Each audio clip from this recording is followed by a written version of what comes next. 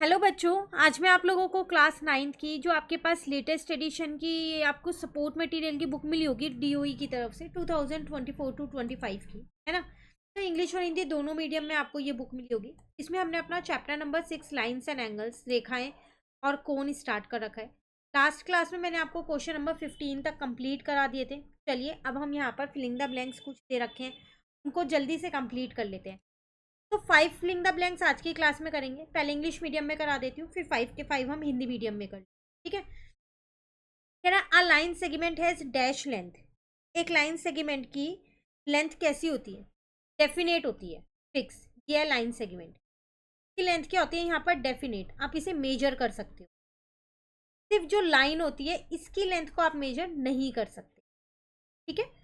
Next है, if two lines are non intersecting then they will be. अगर दो line non intersecting है तो ऑब्वियस सी बात है वो पैरेलल लाइंस होंगी, तभी तो वो नॉन इंटरसेक्टिंग लाइंस है। अब पैरेलल लाइंस का दूसरा नाम होता ही नॉन इंटरसेक्टिंग लाइंस है। क्लियर। नेक्स्ट 18 में कह रहे हैं an angle whose measure is more than 0 degree but less than 90 degree. वो एंगल जो 0 डिग्री से बड़ा होता है और 90 डिग्री से छोटा होता है उसे हम क्या बोलते हैं? एक्यूट एंगल बोलते हैं, ठीक है।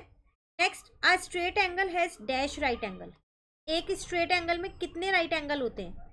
ये 180 डिग्री का है तो कितने होंगे? 90 90 मिलके दो राइट एंगल ही तो होंगे, तो 2 right angles. Clear. Next 20th question, an angle whose measure is more than 180 but less than 360। 180 से ज़्यादा होता है और 360 से कम होता है जिसका मेजर, उसे क्या बोलते हैं हम? रिफ्लेक्स एंगल बोलते हैं। 180 वाले को स्ट्रेट, इसको कंप्लीट, 90 वाले को राइट, 90 से बड़ा और 180 से छोटा ऑब्ट्यूज, और इनके बीच का रिफ्लेक्स।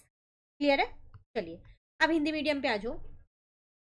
तो क्वेश्चन नंबर 16 से हम करेंगे। यहाँ पर 16 में आपसे क्या कह रहे हैं? यहाँ पर एक रेखाखंड की लंबाई डैश होती है, निश्चित होती है, आप उसे नाप सकते हो, क्योंकि रेखाखंड की लंबाई को, सिर्फ रेखा की लंबाई को नहीं नाप सकते, ठीक है। उसके बाद कह रहे हैं यदि दो रेखाएं प्रतिच्छेद ना हो तो फिर वो कौन सी रेखाएं होती हैं?